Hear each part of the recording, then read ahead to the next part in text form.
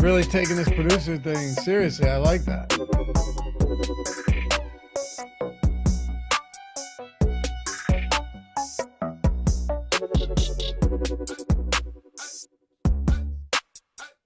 Yo, what's going on, everybody? Welcome to the Stochastic.com NBA strategy show presented by Bet365. Steven Leibowitz summed it up nicely to kick off the show. I went through the injury report and needed a nap after I was done. Yeah, no better way to introduce today's 13-game slate. Coming off the weekend, no games yesterday. 13 games today. We're going to be getting through all of them. Portland Trailblazers have 13 guys on the injury report tonight. That's actually true. 13 players on the injury report. You have, let's see, 1, 2, 3, 4, 5 double-digit spreads, a 9.5 in there. Yeah, it's April basketball. If you've been doing this long enough, you know April basketball is out of control. Adam and I had some amazing slates where it was just like 6 to 8 games the entire week. And now the past few days, they're just throwing these bullshit 13 gamers at us. But anyway, I'm Dave Loughran at Lafayette_D. With me, as always, Adam Scherer at Ship My Money DFS. What's happening, brother? Yeah, screw college basketball, because that's why we have 13 games today, I assume. So blame it on that. It's definitely why. Yep. And then if you look, Friday's got like 12 or 13 again. Yeah. Sunday's it's got almost 15. It's almost over. Yeah, Sunday's got 15, but that's I Easter. don't do Sundays, so I don't care. I took off for Easter. Josh was saying he should just, because he doesn't do the process on Sunday, he should just do the strategy show or live before lock or whatever it is by himself. Actually makes a lot of sense for him to do that because, like 15 games with 2 people is a lot. Yeah, I actually think Josh should just do all the morning shows by himself. He already does, except we have another one after that. Happy to have you guys with us, though. All of you who are here are truly dedicated to the game. I'll tell you that much. 13 games. We're going to break them down one by one. And I think probably a good day to spare the pleasantries with 13 games on this one. Once again, though, with slates like this, you're going to get some spots that are just generally underwhelming. And then other spots that there's a lot from, like Washington in the first game we're going to talk about.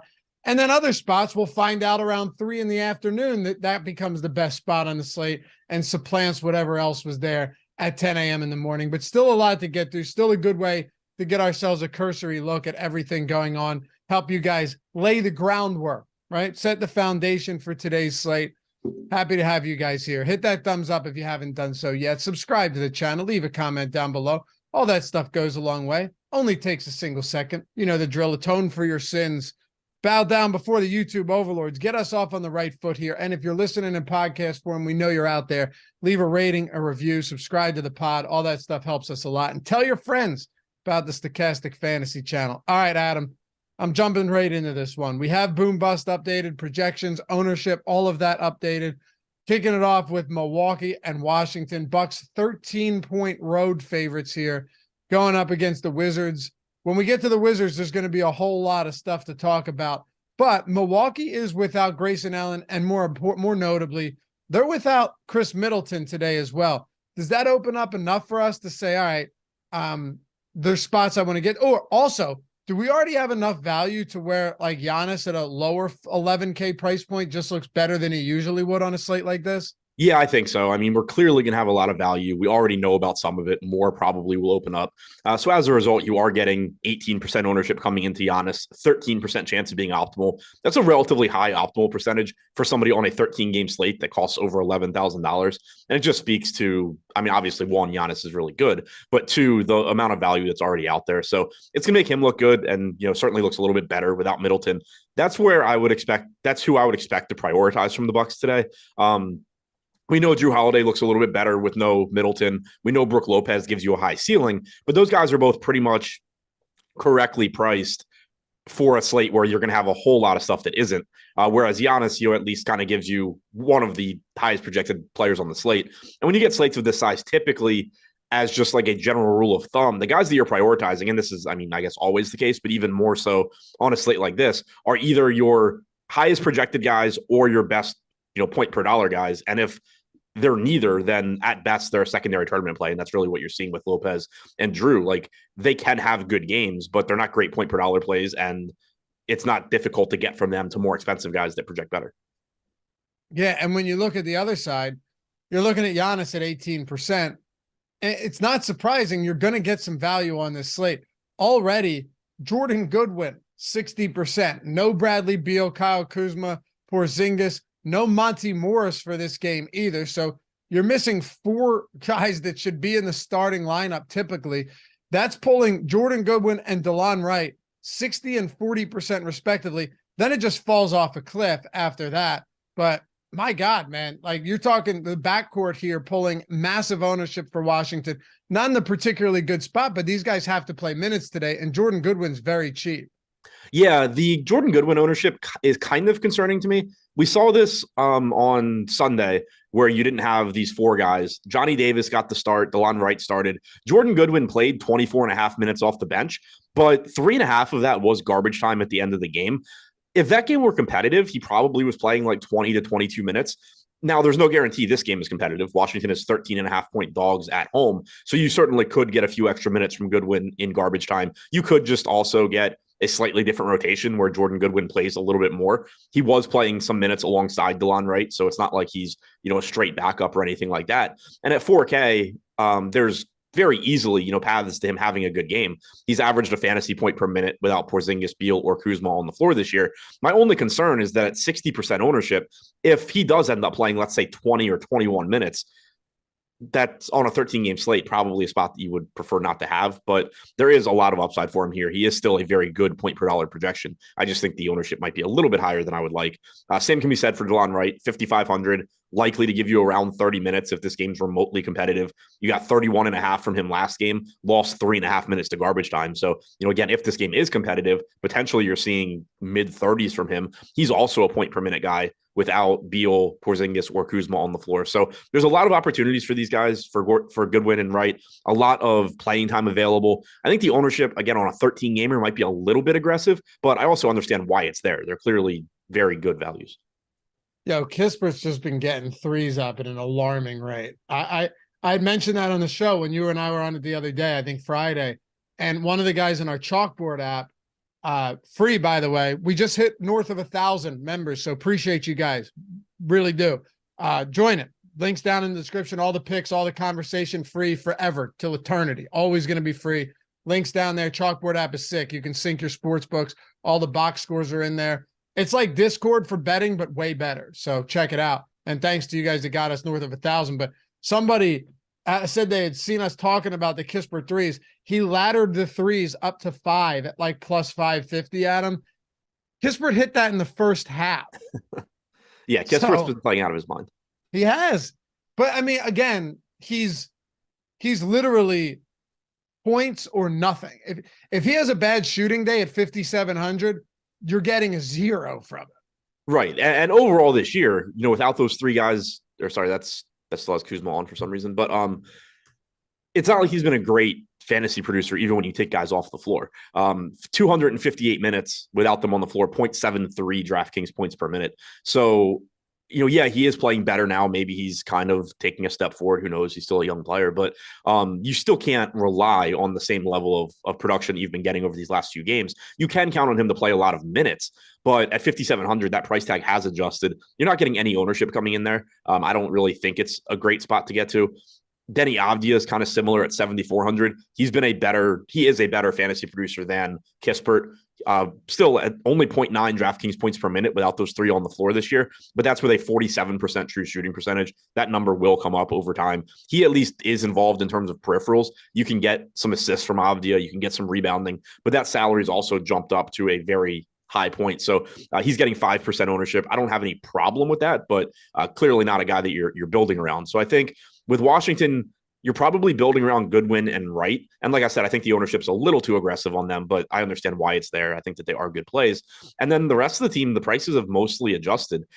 Johnny Davis got the start last game. He's 4,200, pulling 7.5% ownership. He's terrible. He's lower owned than Goodwin if you wanted to use him as a pivot, but he's not comparable to Goodwin in the sense that, Goodwin is over a fantasy point per minute and Johnny Davis is terrible. Jordan, what did that comment mean from that guy?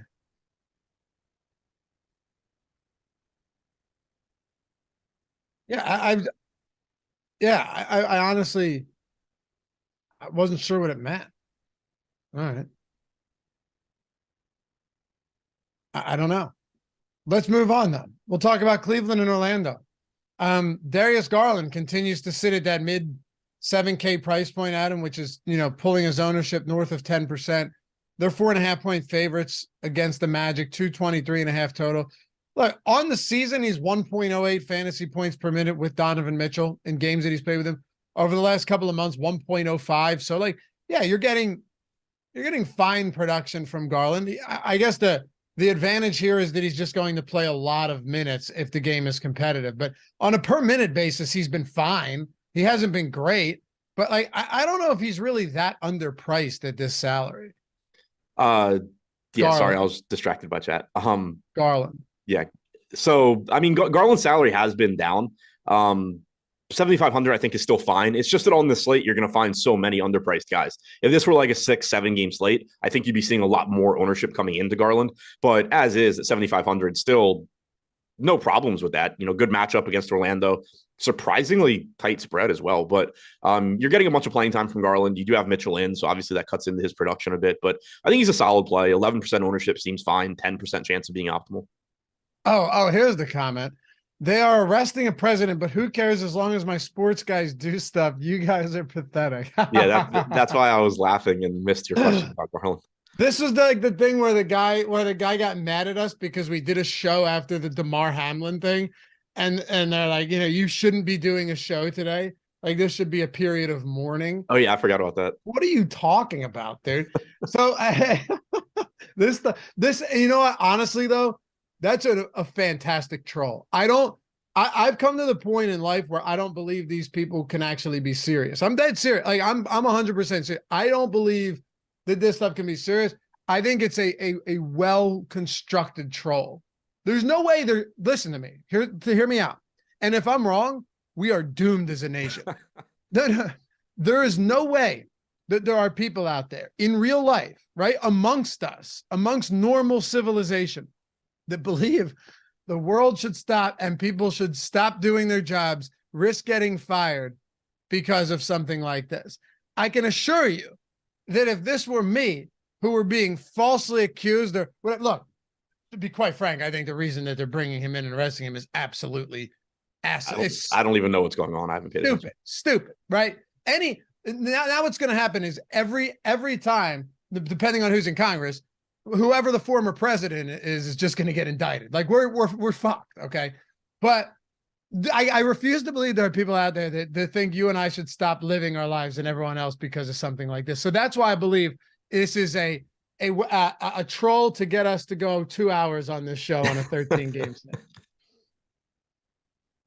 What do you think? Do you think these people exist? I mean, they must exist, right? I mean, they have to exist, but it's wild. It's like your entire brain is just like turned off. Like, right. When I saw the original comment, that's the only thing I could think of was that this is what he was referring to. I was like, there is no fucking way that's what this guy is talking about. No way. There's no way. Jeez. All right. Let's talk about the rest of Cleveland. If there's anything else you want to get to here for the Cavs. Guys, I'm not getting into politics. You know my position. None of them give a shit about any of us. So I'm not going to care about any of that. I've evolved over the years and learned that I will not waste my life worrying about this. So yes. Lewis said, Laffy, he got you to respond. I know, dude. That's what I said. Like, it's a good troll. He got me. That's my point. It was too stupid not to respond to. Yes, exactly. So I'm saying, dude, it was well done. I gave him credit for it. Or he's serious and he's just a lunatic, which is also entirely possible. All right. All right. Anything else for and yeah, Danny, it's all right to have beer for breakfast, just in moderation. What else do you want to do with Cleveland? Just, and Ken, I'll move on when I want to. Put it in a coffee cup and nobody will know. It's the end of the sea. I'll move on when I want to move on. Don't tell me when to move. Go ahead. Yeah, so I mean, the rest of Cleveland, Donovan Mitchell, Jared Allen, I think tournament upside for those guys as well. Not priced as nicely as Darius Garland is, but still a good matchup for those guys. Still clearly very high ceilings for them. Allen, 6,700 gives you a very high ceiling. Donovan Mitchell, we know the rate he can score at. So at low ownership, don't mind either of those guys either. I think Garland's where you get to first from Cleveland. On the Orlando side, this team's been largely healthy for a little while now. I just think 13 games, it's going to be tough. Plus, you're playing against the Cleveland Cavs, top defense, one of the slowest teams in the league. I think on the year, they're still the slowest paced team in the league. Outside of tournament darts, is there anything here for Orlando? No, I mean, this is a team that's been relatively healthy for a while, and so you're just getting correct pricing across the board. Right now, Franz Wagner projects to be the highest owned guy at 5%. He has the highest optimal percentage also at 5%. Tough matchup, no salaries that look great. There's going to be 200 guys on this slate that you can say like, oh yeah, well, he could have a good game. And I mean, that applies to like every starter for Orlando, but there's nothing that stands out in the spot that I want to target. I certainly like the Cleveland side more. All right. Now with Miami against Detroit, a good question. I just want to, Wes Rich said, do you just target guys from teams that want to win? Do you put any stock into that? Adam, just like not teams that want to win, because there's going to be teams that are tanking that you're going to get value from. Like if more guys are ruled out from Portland, they don't need to win, but you're still going to play them. But when it comes to certain teams that have a lot to play for right now, that are still in the thick of a race for positioning and jockeying for playoff positioning, do you put any stock into that for this? Not really. I would say that it makes you feel so kind of, I guess, paying attention to like tendencies.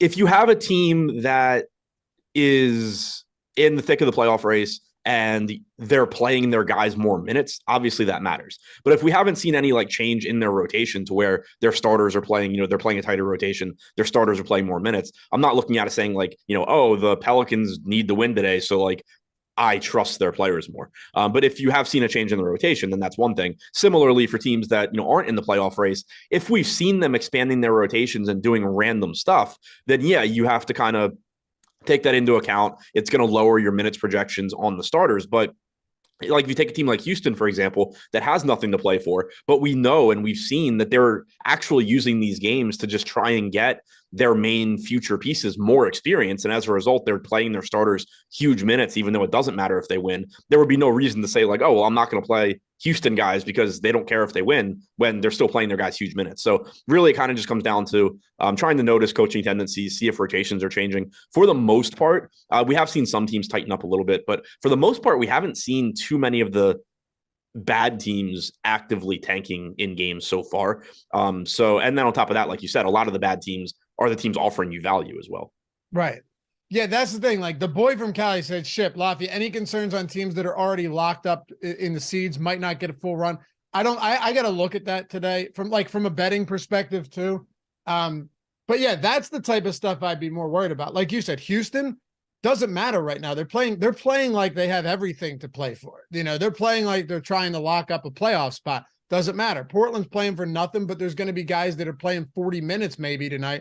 So I think it really just is a case by case basis. Like, yeah, and as far as the teams with locked up seeds, I think that probably matters a little bit more at like the very end of the season. We're still kind of relatively far out from the end of the year now. Like if teams start not giving their guys full run now, you're going to get to a situation where by the time the postseasons come around, you've played 3, 4, 5 games where you're not getting full run. So I think it's more likely that you see those teams kind of do what Denver's doing, where they're cautious and just not playing their guys sometimes, as opposed to being like, oh yeah, we're just going to go play Jokic 28 minutes tonight. I think you're more likely to run into that in those like actual final games of the season. I agree with that for sure. All right. Let's talk about Miami on the one side. Tyler Hero, Bam Adebayo he said he expects to play against Detroit. And then the Pistons, like everybody's already out, and then Marvin Bagley's out for them as well. So that's what you should expect from the Detroit Pistons at this stage of the game. But do you like Hero at this this mid 6K price point today? It's clearly a good spot. Yeah, it's a good spot. It's a good salary. He's been, relatively disappointing, it feels like, for a while, but overall, he's still a little over a fantasy point per minute guy. He's giving you big minutes. It's a good enough price tag. He's another one that appears to be going a bit over-owned, 9% chance of being optimal, 17% projected ownership, but still a good price tag, still a good play, as long as, you can find ways to be contrarian within that lineup, and that shouldn't be very difficult when you have 26 teams to choose players from. Are there any priorities from Miami right now then? Not priorities in the sense of like, 30, 40, 50% owned guys, but Hero and Bam both look like they deserve a good amount of ownership. Bam coming in around 11% as well. 7,500 is just a really fair price tag for him. He's questionable. If he sits, you'll most likely have Cody Zeller starting, but assuming Bam's back, 7,500 is a little bit cheaper than he should be. Yeah, the Detroit side, no Marvin Bagley today, so maybe we get to a little Jalen Duren, and maybe we get to a little more front court action from guys that we hadn't been looking at. I know Omaruri, man, I struggle with that. It's so hard to say. It's so tough. It's like speaking with peanut butter in your mouth. It is. Yeah, he's getting a little bit of ownership today. He's clearly not the best per minute producer, especially when you're looking at front. I could close my eyes and pick most backup centers, and they're like fantasy point per minute guys. You know what I mean? Just because it is easier to rack up production at a center, at a forward position. Maybe not if you're playing more minutes at the 4, but yeah, he just hasn't been a great per minute guy. He's not minimum salary either. So is this like a Jalen Duren, maybe some Killian Hayes for you, or bust, or are you getting to some Wiseman too? Yes, I mean, I don't expect Duren and Wiseman to play alongside each other. So I don't think Bagley being out really impacts them, but it still makes it so they're the same players they were, where you're getting 48 minutes combined.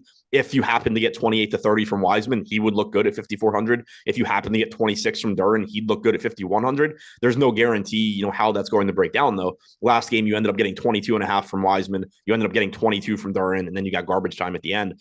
But like on average, I expect it to be somewhere around like a 25, 23 or 24, 24 split, which isn't super appealing for either guy. But in the games where one of them does play a few extra minutes, they're cheap enough that they do offer some upside. Omarui should start in place of Bagley. I expect him to play relatively big minutes, but like you said, not a great point per minute guy. Pulling around 8% ownership. I don't really have any issue with that at 4,400. If you get to a little Ivy or Hayes, they're fine. I think Hayes' is price tag at 5,800 does stand out a bit. He's pulling 12% ownership, 7% chance of being optimal. He should give you 30, low to mid 30s. So I think getting to him makes some sense. Ivy more of like, I guess a deeper tournament play just because he's a little bit more expensive. Man, Toronto 15-point favorites. Did you see the injury report for Charlotte today? And it's even worse than it's been. I actually don't see it at all.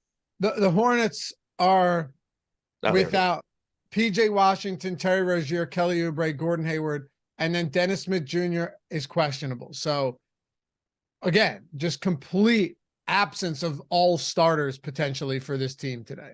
Yeah, and so I don't know if Mark Williams is starting. Like they had said they were going to do that center rotation thing, but then they kind of haven't. Mark Williams started last game, so I don't know where they're at in terms of who they're starting at center, but he is listed as probable. So he started 2 games in a row. I guess he's just the starter, and they're rotating Richards and Kai Jones behind them, is what it looks like, but I'm not really sure. If Mark Williams starts, he's decent, typically gives you upper 20s, low 30s if the game's competitive. So you can, look to him, good point per minute guy, played 27 minutes last game. But if he's not starting, obviously ignore that. As far as the rest of Charlotte, though, it does open stuff up. The problem is just the salaries have adjusted. We have Book Night coming in at 4,700. You have JT Thor up to 4,600. Mikhail Luke's at 6,200. Like all of these prices are pretty aggressive for guys that aren't particularly good at producing fantasy points. Mark Williams started and closed out a massive 32-point blowout as well, a 30-point blowout. What, 2 games ago? Yeah, played 36 against Chicago. Yeah, what's that? Chicago. Yeah, played well. Okay, no. I was looking at. You're right. Yeah, the Chicago game. Yeah, the Chicago game. He played 35, 36 minutes. You said he did start last game, right, against Toronto? Yeah, he started the last 2, so I'm just not sure.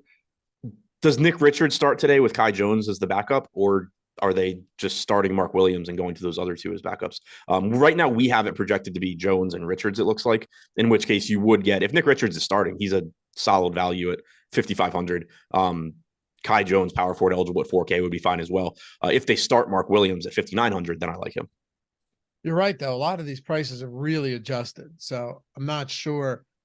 Like JT Thor, he's getting a little bit of ownership. Understandable, but on a per minute basis, this guy stinks, dude.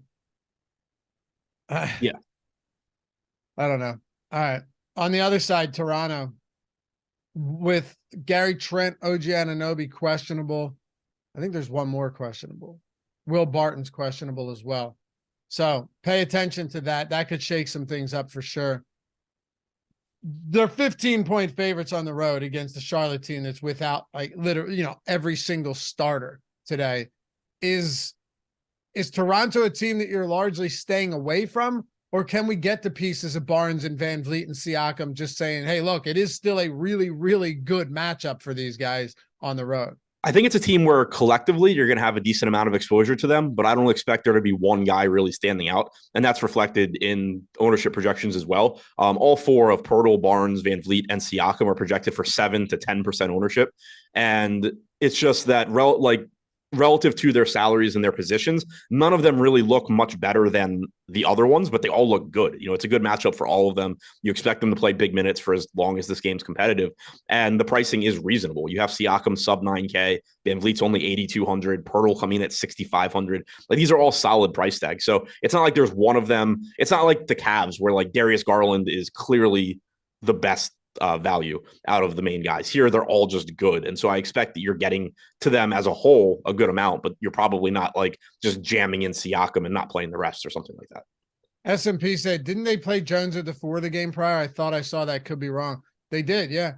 But I don't know how much of that, and this is the Chicago game, Adam, I don't know how much of that was due to the blowout run, because almost every minute they played together was in the final. They played like what?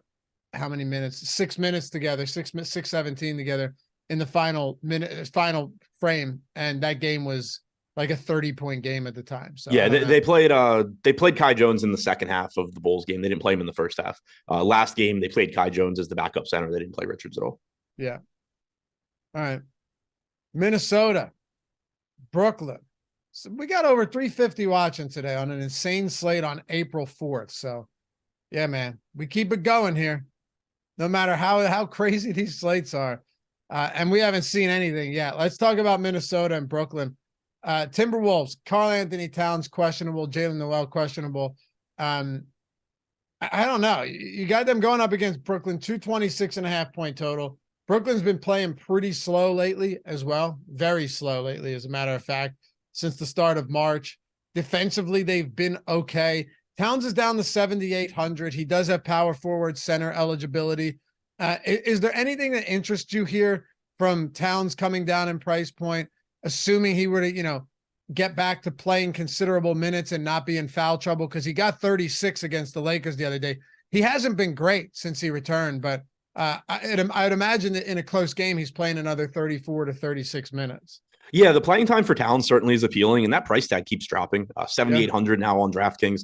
He has been pretty scoring dependent since coming back, but overall this year in the games he's played with Gobert and Edwards, he's been around the 1.15 to 1.2 DraftKings point per minute guy. We know he's extremely talented. I'm willing to just bet on talent at that price tag. So I like getting there. Anthony Edwards down to 8,100 is pretty appealing as well. Shooting guard, small forward, the type of ceiling he gives you. We actually have him going a bit under-owned here. 14% chance of being optimal, just 8% ownership. And then Gobert is interesting to me too, because the salary has increased. He's up to 8K, but we're seeing more playing time from him. We don't have Naz Reid, so you're losing the quality backup. And a lot of times that does lead to a few more minutes for the starter. And we've seen 35 minutes last game. We saw it in another game recently as well. So I think that with Gobert, you had seen his per minute production increase once they added Mike Conley, but that coincided with him typically only playing around 30 minutes per game, which made it tricky for DFS. Now you have him playing more minutes as well. So I don't think he's a priority in that, he is 8K still. He is center only, obviously, but I do like the playing time he's been getting without Naz Reid. What about on the Brooklyn side? Brooklyn Nets, they're looking at guys in Bridges and Dinwiddie. Bridges is very scoring dependent many times, but this guy's been lighting it up lately. That salary has come up since the last time you and I spoke on Friday. Dinwiddie's price has come up a little bit, but he's been productive. It's not a bad matchup against Minnesota. What do you want to do with the Brooklyn Nets today?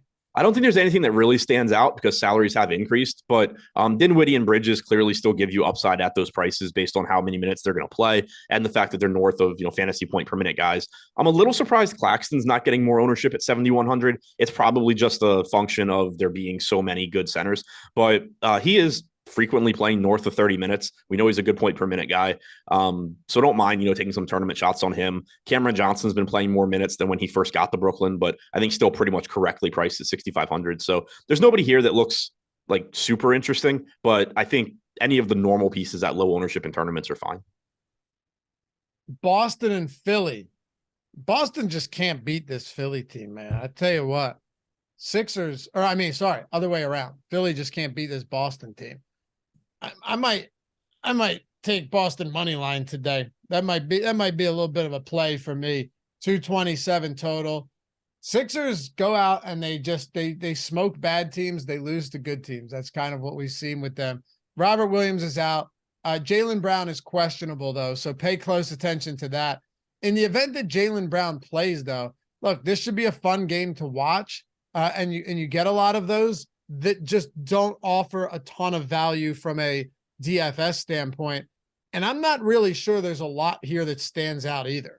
Yeah, I don't really think so, especially if Brown is in. It's just a healthy team in what should be a fun game to watch, like you said, but not a game where it stands out as a particularly appealing fantasy matchup. So I don't really see much. Al Horford's the only guy pulling more than 1% ownership on DraftKings. He's coming in at 6%. Power forward center, 5,200. Like if you get there, fine, but not thrilled with that either.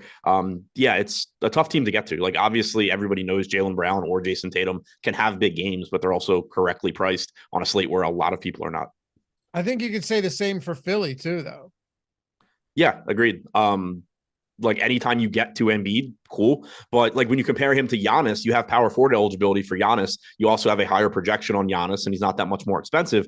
Embiid just comes with more opportunity costs because he's center only. We've already, kind of talked about how there's a bunch of mid-range centers that are very, very good and not getting much ownership just because there are so many mid-range centers. That impacts Embiid as well, because if you're playing Embiid, not only do you need him to beat Giannis most likely to win, but you also need none of those mid-range centers to put up a score that's comparable to Embiid, because if they do, you're putting yourself in a situation where teams that played them instead of Embiid just have the advantage at other positions. So it becomes difficult to prioritize him, even though clearly he's really good. Harden at 2% owned is pretty much always going to be interesting. 6% chance of being optimal, so going a little bit under owned, but still a low probability play. And then I don't think there's anything to see beyond those two. Yeah. It's not a great game. If Jaylen Brown is out, we can revisit that tonight. But right now, not a lot that stands out. Talk about Denver, Houston. Before we do, though, take advantage of the best promo that you're ever going to get. I mean that. Bet365. If you're in Colorado, Ohio, New Jersey, or what's the other one? Virginia, any of those 4 states, you should be champing at the bit to get to this. It's $1. You bet $1, you get $200 in bonus bets on Bet365. Now, it's only those 4 states. It's coming to Iowa soon. It's coming to Pennsylvania soon, which I'm stoked about. But you're talking about a situation where you click the link down below if you're trying to get this. Click the link down below or the one in chat, okay? Jordan should throw it in there. Maybe he already did. You sign up. It takes a minute, all right? Deposit $10 and bet 10% of that $10. So bet $1 of that 10 that you deposited. And whether your game, whether your prop, whatever it is, whatever you bet, you can bet anything. Whether it wins or loses, you're getting $200 in bonus bets when that settles.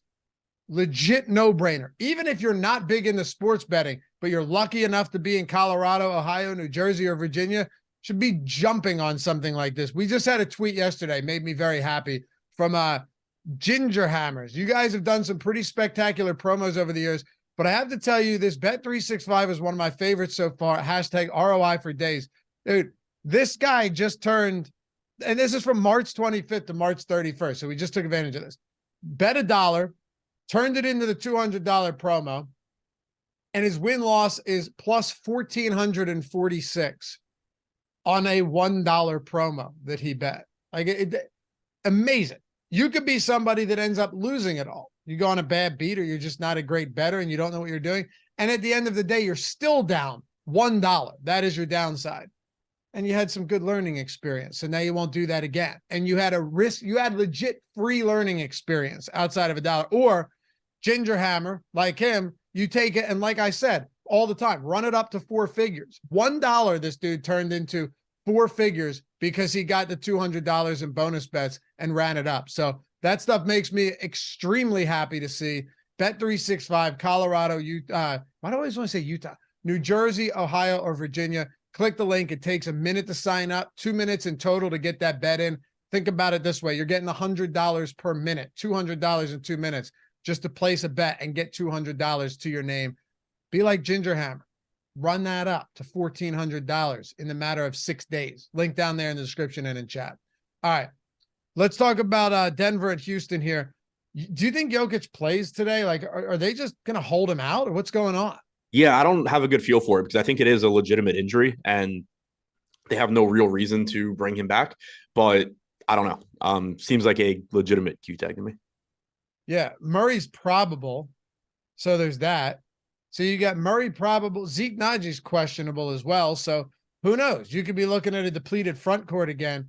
If Jokic is in, though, like, do we want to get to him today against Houston? It's clearly a good matchup. They're 9.5-point road favorites, but this is one that kind of, from the questions we had earlier in the day or earlier in the show, like teams that need to win. What do we do with this? What do you do?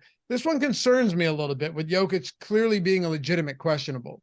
Yeah, for sure. And if he's in, I think my approach would be to just sort of treat it like normal. Maybe he plays a minute or two less, but I'm not expecting him to, unless they announce it, obviously I'll change my opinion, but I'm not expecting him to be like significantly limited, because if he is, I would expect that they just don't play him. So it would be kind of weird if they're like, oh yeah, he's going to come back, but we're only going to play him 24 minutes. I don't know why they would just play him at all in that case. So if he's playing, I assume he's pretty much good to go. You run into the same issue with him that you did with Embiid, where the opportunity cost at center is very high. He does project better than Embiid though. So a little bit easier to get to. Great matchup, like you said, but I'm more interested in getting to the Jamal Murray, Michael Porter Jr., KCP pieces here. Jamal Murray, gives you a very high ceiling. We know that he's only 7,800 in a very good matchup. Michael Porter Jr. is relatively inexpensive at 5,800. KCP is not the most exciting, fantasy producer, but only $4,100 is pretty cheap in a good matchup against Houston. He's somebody that, one of probably many guys, but he's at that same price point as Jordan Goodwin and getting 1/5 the ownership. That's, pretty interesting. Even though Goodwin's the more exciting fantasy producer, the better, per minute guy, there's a real chance that KCP plays like 10 minutes more than Jordan Goodwin does. I will say, it seems prudent for Malone just to hold Jokic out unless he's completely good. Yeah, I agree. Yeah. That's kind of why. That's why I'm viewing it where if he plays, I think he's just good to go because I don't know. Yeah, I don't know why they would like go with a half measure. exactly. If you're 3 games up in the West, they got the Suns on Thursday, then the Jazz, then they close the season out with the Kings. But you're right. Like you sit him today, maybe you get that win, and then you've basically locked up the West. Or you play him, and why would you limit him if you're actually worried about him being healthy for the playoffs? So yeah, if he's out, he's out. If he's in, let's just assume he's good to go. Right. And like I disagree with like Tim Strong say even if he's in, they'll keep him limited to avoid injury for the playoffs. Like that's possible, but it's not like it's not like they want Jamal Murray hurt for the playoffs or Michael Porter Jr. hurt for the playoffs. Like, are they limiting those guys too? You know, like if he's in, I don't think there's any real reason to expect that he's limited because if they are that concerned about him re-injuring it, they just won't play him. You would think so. Yeah, unless it's like, oh, let's get him out there for 20 minutes. But why? You can do that in practice. What? You can do that in practice. Yeah.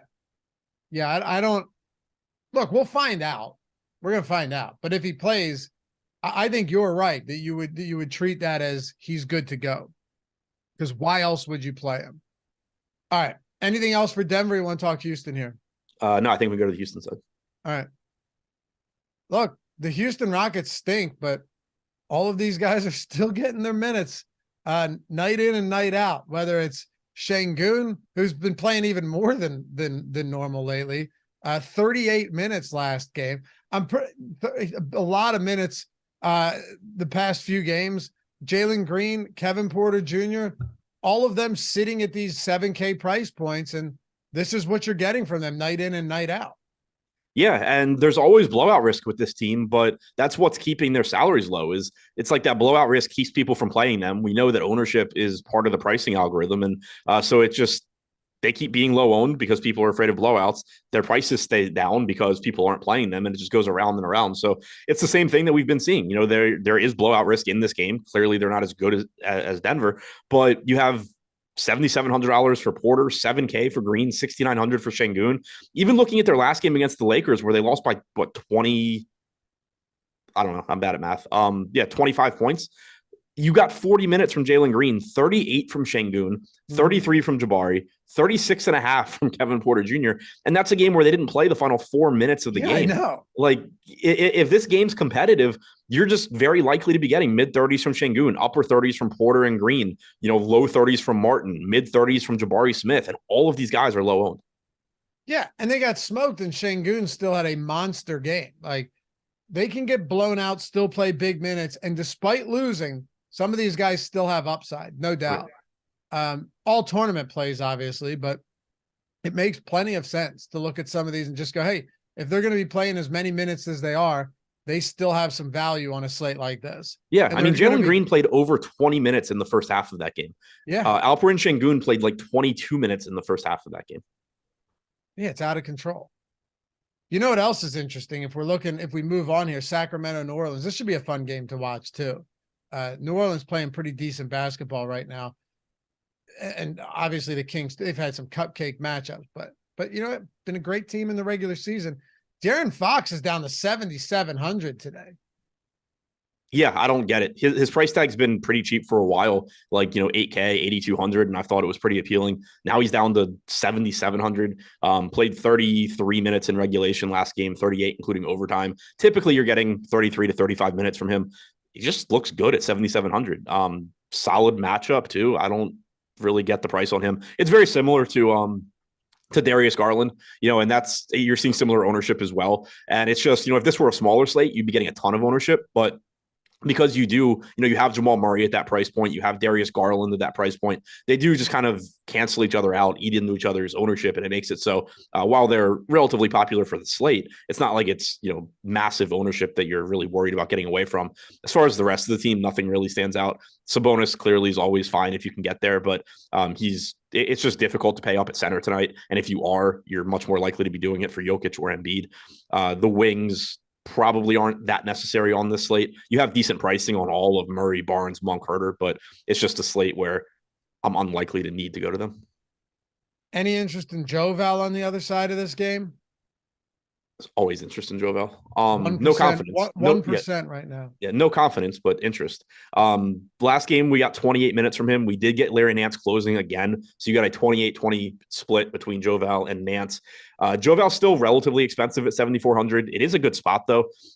Should be very good offensively when he's on the floor. But there are a lot of centers in this price range as well, all of them low owned, and they all have high ceilings. So I don't think there's much like separating Jovel from guys like Claxton or Gobert or other guys in that price range, but certainly don't mind him either. I think it is important to be aware, though, that we've pretty clearly now for several games in a row seen Larry Nance kind of resume his normal backup center role. What about at the top? Just looking at, Ingram, his price has come up. Rightfully so, though. He's just been absolutely fantastic. The usage is through the roof right now. He's been the primary playmaker, too. Like, just more assist opportunities game over game than CJ McCollum.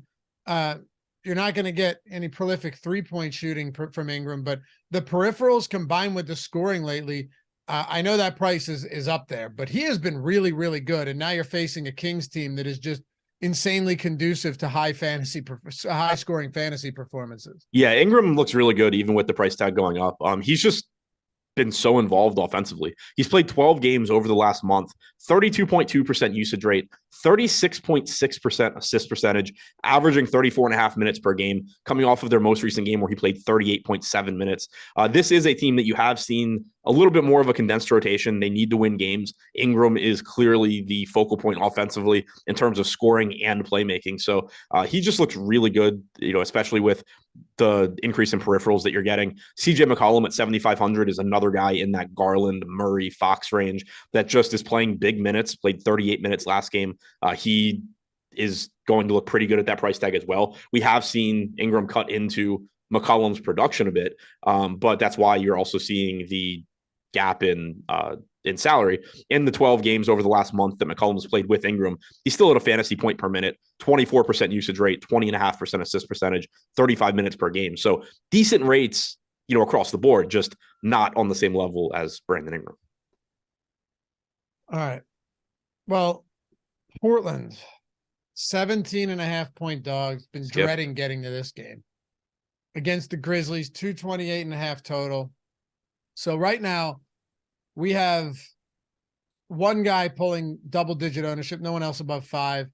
No one else with optimal scores north of 8%, right? A lot of negative leverage on the boom-bust tool. Yeah, Eubanks at 5,800, but here's the problem, right? And you and I were talking about this before the show started. You've got Damian Lillard, Jeremy Grant, Yusuf Nurkic, Anthony Simons, Nasir Little, Keon Johnson, all of them out, right?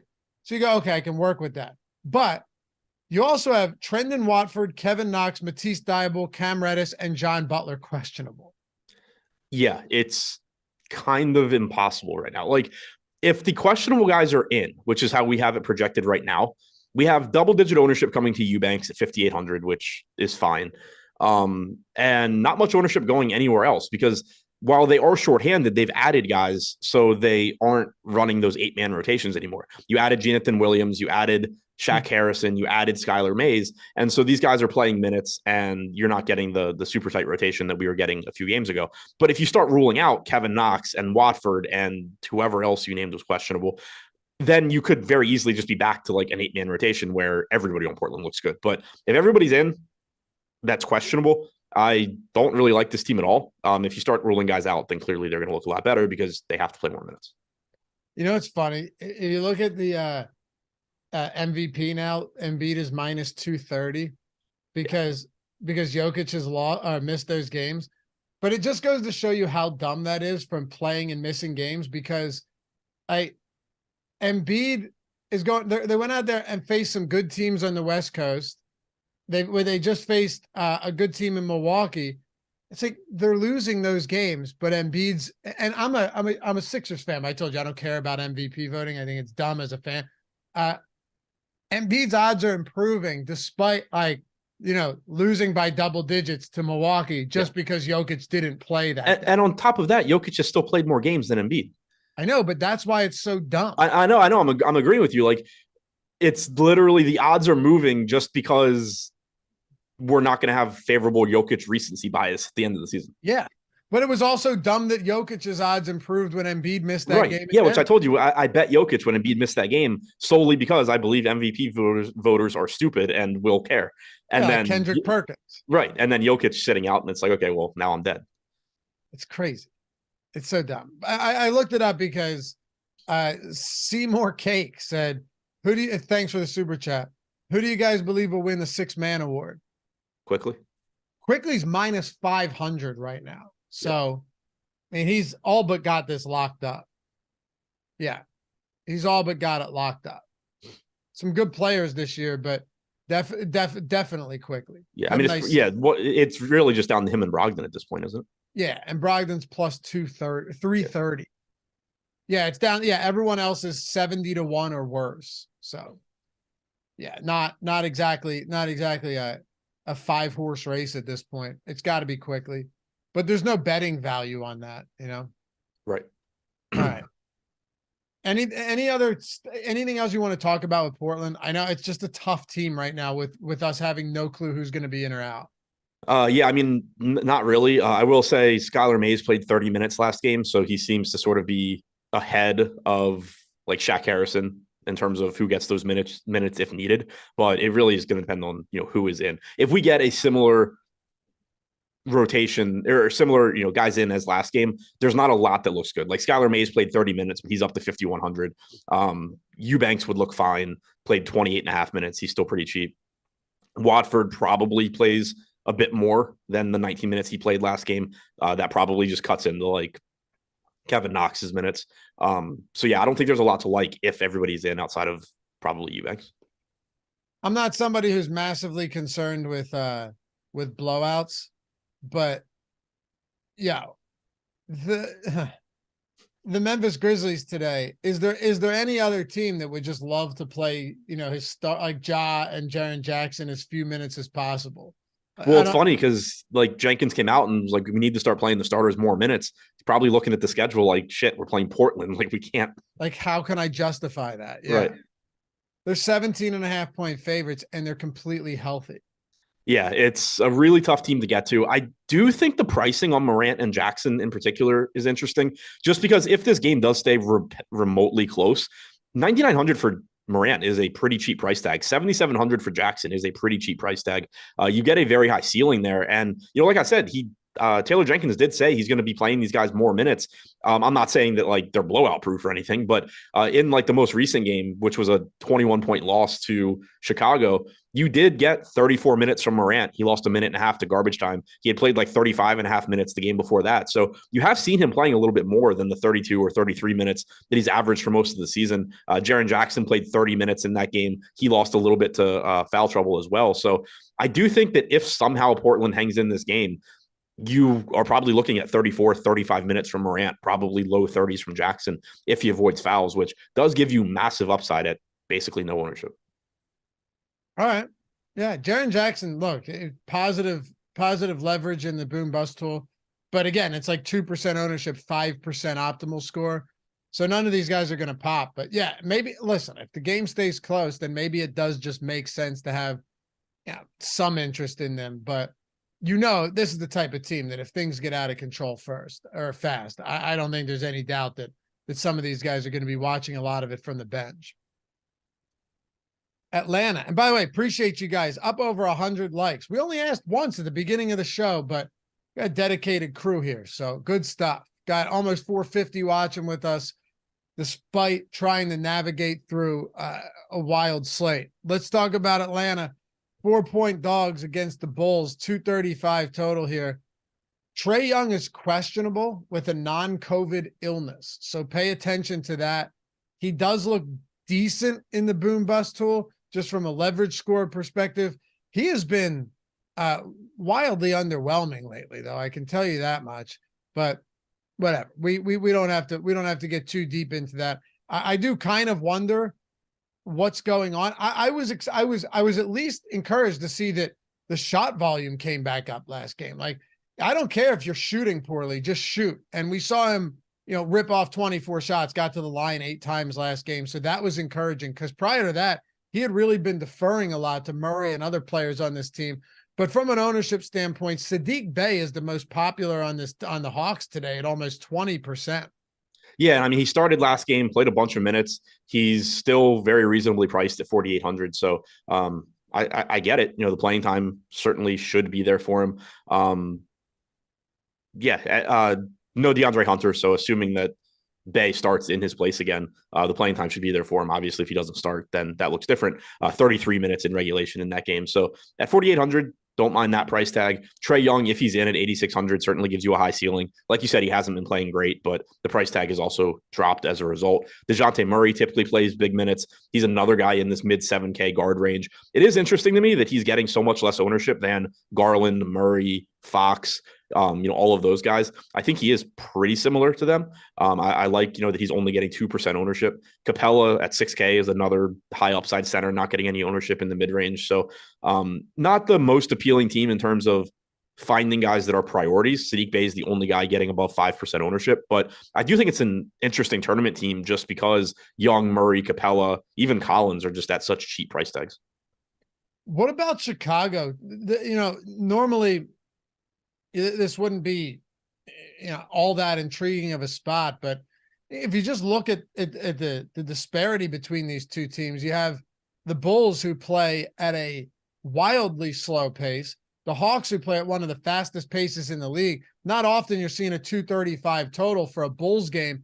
And then you've got guys like Levine and Vooch dip below 8,000 on DraftKings. It is kind of an intriguing spot, even though you have 13 games, a massive pace up spot for them, 4-point spread. Like one of these guys probably goes off tonight in a really good spot. Yeah, good spot, good pricing as well. You've finally gotten Vooch and Levine below 8K, granted, by $100, but shooting guard small forward on Levine looks good. 18% ownership. Don't really have a problem with that. Very high upside option. Clearly Vooch should be very good here as well. He's pulling 12% ownership. That's interesting just because it's like, 5 to 6 times the ownership that a lot of other similarly priced centers are getting. But I also understand that, Vooch is clearly a very good option and he's in a good matchup here. DeRozan at 8,200, pulling a bit less ownership, but still getting around 10%. All three of those guys look good. And then I don't think that there's really anything else. Okay. What do we got? 3 left there? Lakers, Utah. Let's talk about the Lakers. Some teams just aren't going to pop. Now, LeBron's questionable, and then your standard probable tag on Anthony Davis. D'Angelo Russell is probable as well. We have the ownership on this team right now. LeBron's at 2.6%. Nobody else is pulling even 1% ownership. Nobody else is even 5% optimal in the boom bust tool. This team looks pretty underwhelming from top to bottom, even though it's a 236 total against a bad Utah Jazz team. Yeah, it's just so tough to get here when, they're essentially healthy for the first time in a while. LeBron, 9,800. Davis is still at 10,900. It just becomes tough to get to any of that. You think we can get to Utah today? Well, we need to know some news too, first of all, but like Markkanen's questionable. Sexton hasn't been ruled out yet. I know Clarkson and Walker Kessler, they shut him down for the year with that concussion. What do you think the center rotation is going to look like today for Utah? I was just trying to think. So I don't know who starts. I don't know if they go to Azubuike or what. I think they'll probably go to Azubuike. He was the straight backup last game behind Kessler. I think it's likely you get him starting. He's 3,900. He would look okay, but you also potentially could get like Olynyk at the 5. You could get Damian Jones. There's different ways this could go. I'm not very confident in what it's going to be. So right now, with what we know, we don't know if Markkanen's going to play or not. Is there? You would think, the absence of Kessler and still Clarkson being out, but so many prices have already adjusted. Like THT is almost 8K now. Is there any value that we can kind of unearth from the Jazz anymore, or is this another ugly looking team? I think it's another pretty ugly looking team. You know, Markkanen, if he's in at 8,800 is fine, but like on this slate, it's just kind of tough to pay that salary when you have Anthony Edwards for $700 less. You have Zach LaVine for $900 less as small forward options. Brandon Ingram's only $500 more. And then when you start comparing across positions, and it's like, oh, well, am I really going to pay $1,000 more for Markkanen than any of Murray, Garland, other Murray, Fox, you know, the guards in that range. So that makes it tough. If he's out, it makes other pieces look better, but salaries have come up too. You know, Horton Tucker is in the same price range as all of those really good point guards that he doesn't belong in the same price range as. Chris Dunn at 5,700 isn't particularly exciting on this slate. Olynyk looks a little bit better if Markkanen is out, but you know, 6,500 is pretty much a correct price tag on him as well. Exactly. I don't really think there's much there. We got 2 games to go. And then, of course, you got some MLB action coming up throughout the day. Yeah, MLB in full swing now. Philadelphia Phillies 0-4. What a shit team they are, huh? Man, that's shit team, shit city. I mean, you live in Baltimore, so just pump the brakes there, pal. But how your Orioles doing? 2-2. All right, just better one than hit most seasons for them when they start. Just one hit the Rangers last night. Infield single. Right. Nice, yeah. Phillies got swept by the Rangers. Yeah. The Rangers scored a lot of runs. I mean, when's the last time you guys have been to the playoffs, though? 30s? 2016. 2016? 2016 was the wild card game, I think. 2014 was the ALCS. 2014 ALCS. Like Chris Jones, prime Chris Jones. Chris Davis and Adam Jones, yes. Davis. I know it's Chris Davis. His career just completely melted one year. Remember, he just completely. Oh, yeah, I remember. He just completely stopped being able to hit baseballs. Like you're talking about a 40 home run guy that was unstoppable for a while, right? And then they told him he couldn't take Adderall anymore, and he stopped being able to hit. What? They told him he couldn't take Adderall anymore, and he stopped being able to hit. Is that actually what happened? I mean, both of those things happened. I don't know if it's the actual reason, but yeah, he was no longer allowed to take Adderall, and he did stop being able to hit. Oh, it's definitely what it was. Why couldn't he just get prescribed? They were saying I don't remember what the details were, but it's I mean, listen, that is for sure. Adderall is for sure a performance enhancing drug. I have zero doubt about that. All you have to do is look at Chris Davis's stat lines. Yeah. But if you're prescribed to it, you should have a workaround. He went from being a guy you didn't want to pitch to someone that you were like, you couldn't wait till he stepped up to the plate. Right. And as an Orioles fan, it really sucked because the Orioles are so bad about spending money. They finally pony it up, give it to Chris Davis on like a, I don't know, 7-year, like $200 and something million deal. And he just dies. And it's like, okay, well, they will never do that again. Dude. Yeah. Those were wild times. I knew he was going to fall off. When they signed into that contract, it was like, all right, cool, because I like Chris Davis, but like the back end of this contract is going to be ugly. I didn't know it was going to be the front end was ugly also. Yeah, you didn't get a single good season from him after he signed. No, it got to the point they finally just like worked out a deal with him, like a Bobby Bonilla-esque deal where they're like, look, we will pay you for the next 20 years if you just retire. Away. Yeah. Yeah, he retired and spent it all on Adderall. But anyway, MLB in full swing, and we got the 9 for $9.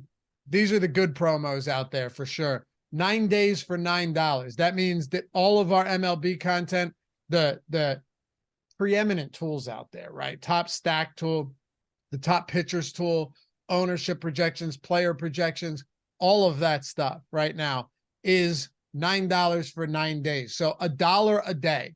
Think about that for a second. If you're looking to get your foot in the door and you're like, yo, I hear all the time about these baseball projections, you know, and I haven't gotten in on it yet because this may seem pricey or whatever, you know, maybe you were burned by another site in the past.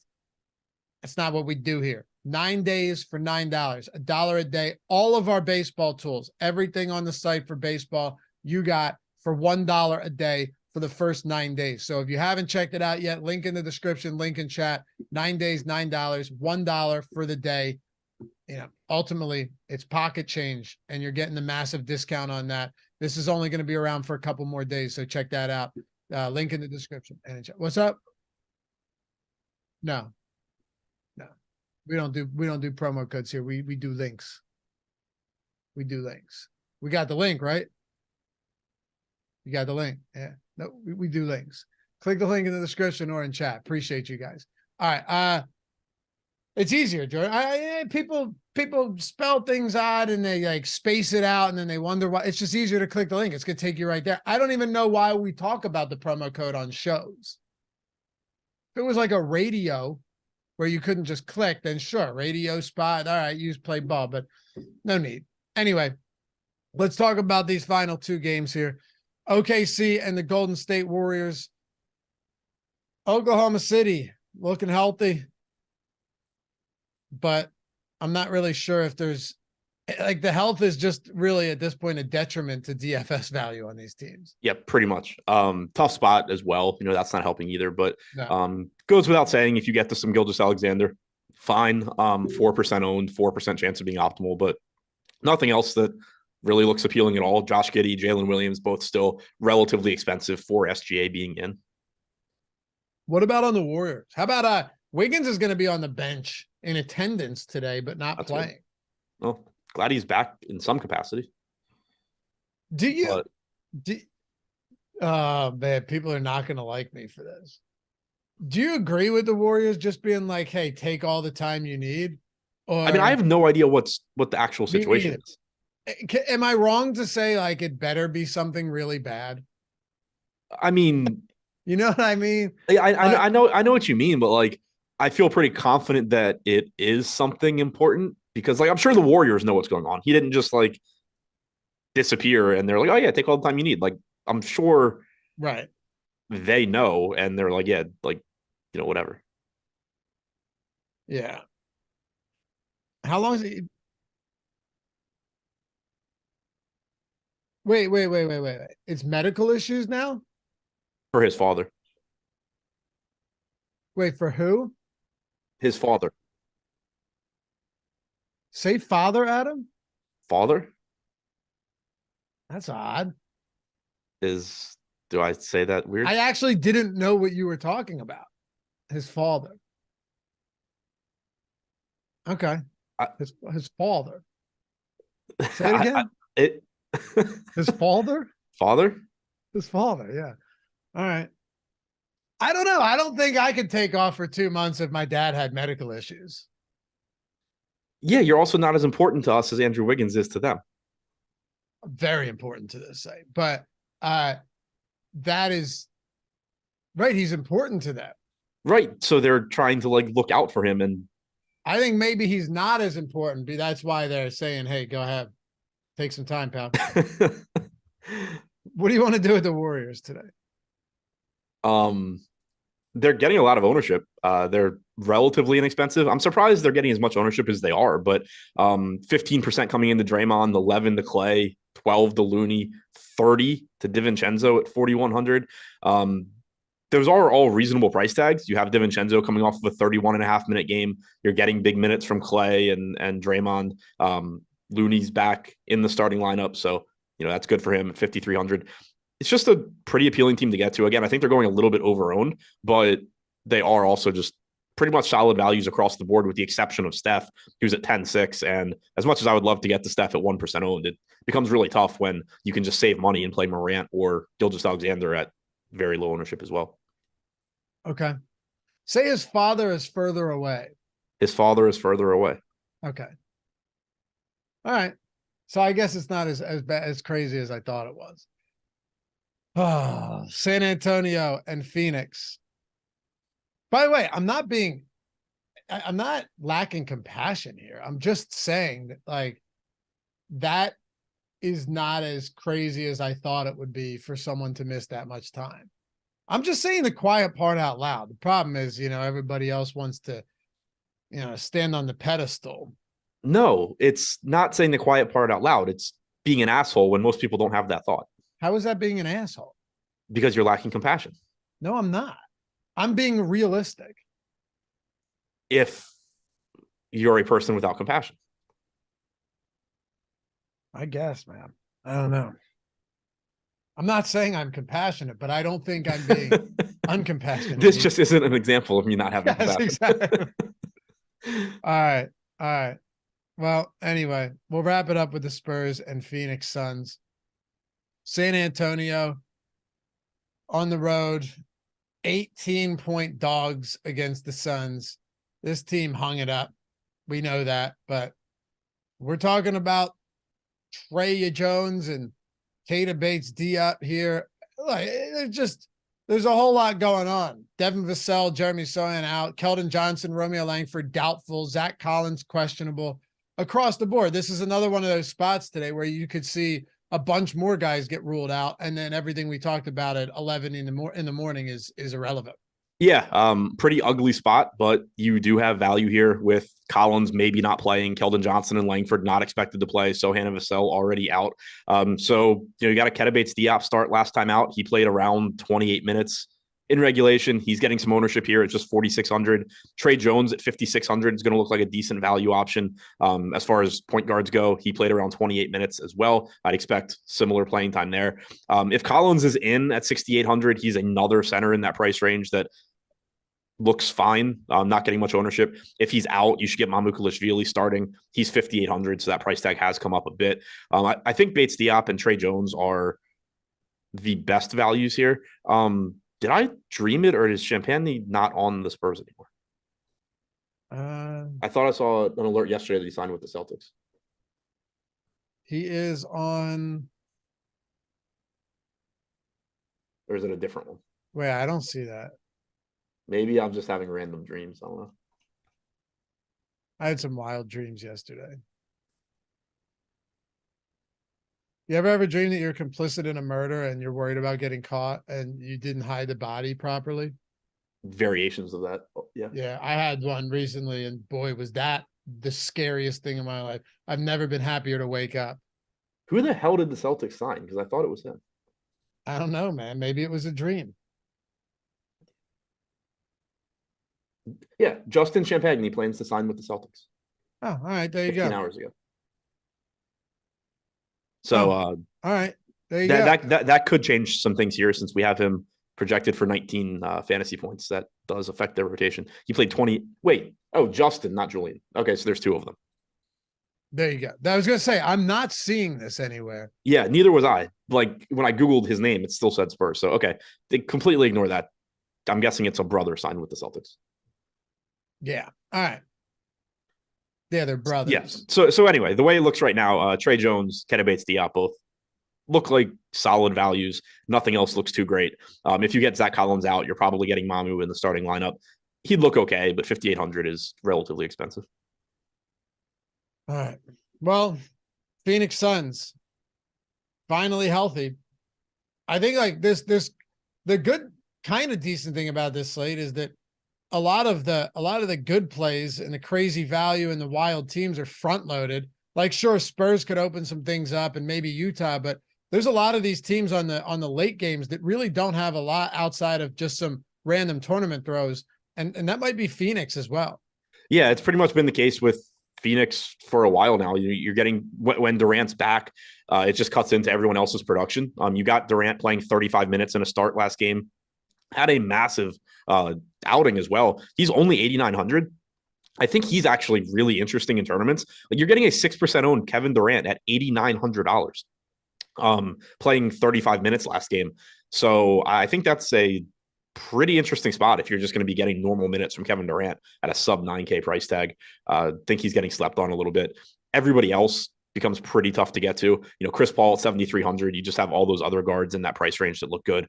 We know DeAndre Ayton takes a usage hit with Durant back. Granted, that salary is really cheap. 6,200 for DeAndre Ayton is one of the cheaper DeAndre Ayton price tags you're going to see, but it has been warranted based on his production with Durant. Devin Booker is more expensive than Durant, which is a tough sell. Well, we've got Live Before Lock and Deeper Dive coming up today. Make sure to stick around for that. You're going to need it for sure. Could be a fun slate, though. 4:45 to 6. It's Josh and it's Adam. Then you got Greg and Neil coming up, taking you up and through lock. Also, MLB Strategy Show in about 45 minutes. Neil Orfield. Damn, Neil going solo on the MLB Strategy Show? Yeah. All right, Neil. All right, Big Neil, player QDFS. Check it out. Noon Eastern time. MLB Strategy Show. Man, we got a lot coming up today. NHL strategy show at 2:00. Odd Shop. I'll be on that with Ben Rasa. You won't want to miss that. That is always a fun show. I promise you that much. We're shopping odds, finding all the best ones, throwing stuff in chalkboard, taking your thoughts, hanging out in chat, all that. 4 to 5. So if you've got some time before deeper dive, you want to come hang out, play some bets. Maybe you're in one of those 4 states. You're getting the, that Bet365 promo, and you need some spots to put those free bets. We got you covered. Oh, by the way, must be an illegal state, or I think that's it. That must be 21 years or older to gamble. If you or someone you know has a gambling problem, please just call or text 1-800-GAMBLER. Just do it. All right. Adam's at Ship My Money DFS. I'm at Lafayette_D. Shout out to Jordan Klein for producing this one. Appreciate you guys hanging with us through a long one today. Of course, 13 games will do that to you. We'll see you over on Chalkboard, Twitter, wherever it is you hang out and want to communicate. Until next time, have a good day, guys. Peace.